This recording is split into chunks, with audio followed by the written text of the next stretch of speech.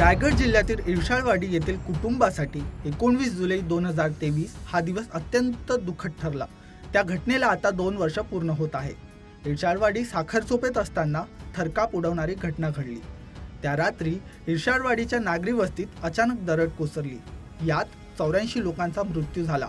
43 कुटुंबातील 228 रहिवाशांपैकी 23 मुलांसह केवळ 144 जण या घटनेत वाचले।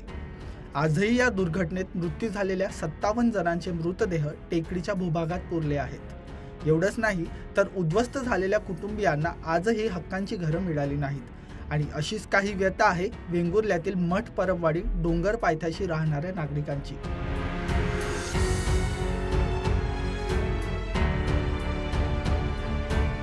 गेले 8 दिवस सतत पडणारा पाऊस यामुळे ग्रामीण भागातील अनेक रस्ते मोठ्या प्रमाणात खचले आहेत, तर काही डोंगर भागात रस्त्यालगत असणाऱ्या घरांना डोंगर खचल्याने धोका निर्माण होत आहे।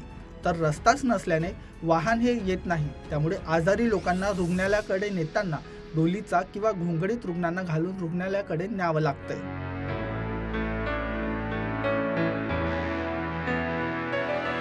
डोंगर भागातून जाणारा रस्ता खचला असल्याने परबवाडी येथील 40 घरांना अतिवृष्टीत धोका निर्माण झाला आहे।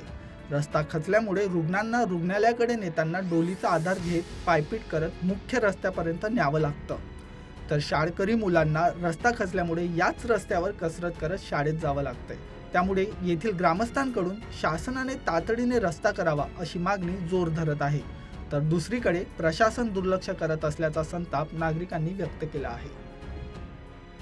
रस्त्याची दुर्दशा तुम्हाला तर माहिती आहे ती येऊन प्रशासन लक्ष घालत नाही, कोणच लक्ष घालत नाहीये। आणि ह्याच्यापुढे 40 घरं आहेत इथे। 40 घरामध्ये एखादी दुर्घटना झाली किंवा काय झालं तर नेण्याचं प्रश्न येत नाहीये, वाहनच नाही येऊ शकत नाही। त्यांना फटकुरातून किंवा याच्यातून घालून न्यावं लागतं आम्हाला, अशी परिस्थिती आहे। आणि 40 घरांचे इथे कोण म्हातारी माणसं आहेत, शाळेत जाणारी मुलं आहेत, अशा आणि कोणी जर ॲक्सिडेंट झालं काय झालं ह्याच्यामध्ये तर कसं नेणार आहे। आणि ह्याच्यावर प्रशासन अजिबात लक्ष घालत नाही। रस्ता मंजूर होऊन सुद्धा घडोघडी ग्रामपंचायतीत हे देऊन सुद्धा कागदपत्र करून सुद्धा अजूनपर्यंत त्याचा दखल घेतली जात नाही आहे। सगळं आहेत ना, एक तुमचे बघा तो प्रशासनाने येऊन स्वतः येऊन बघावं की किती घरांना धोका आहे। सगळी डोंगराळ भाग आहे, उद्या दरड बिरड कोसळली काय झालं तर ह्याला जबाबदार कोण आहे। आम्हाला पूर्ण रस्ता आणि व्यवस्थित करून पाहिजे।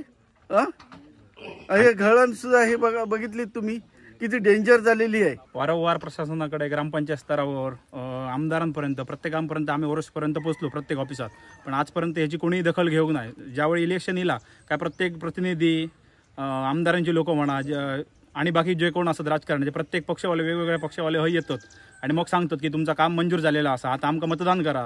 मग त्यावेळी प्रत्येकजण आम्ही त्यांच्यावर विश्वास ठेवून मतदान करतो, पण आजपर्यंत म्हणजे त्यांच्यानी आमच्याकडे ह्याच केलेली आहे पूर्णपणे।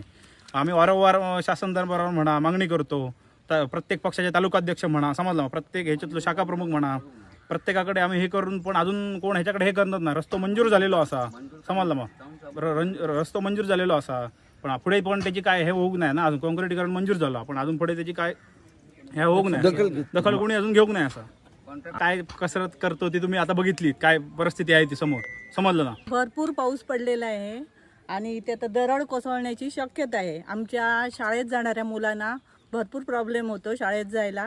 इथे कुठे रिक्षा मिळत नाही, कुठे बाईतवरून न्यायला पण मिळत नाही, त्यामुळे इथे खूप कठीण परिस्थिती झालेली आहे। शासनाने इकडे जरा लक्ष द्यावा, नुसतं फक्त इलेक्शनसाठी येऊ नये, आमच्या रस्ता बघण्यासाठी पण यावा। ते वाहन काही येऊ शकत नाही, आम्हाला पालखीत बसून न्यावं लागतं त्यांना, त्याच्यामुळे खूप परिस्थिती कठीण झालेली आहे आमची।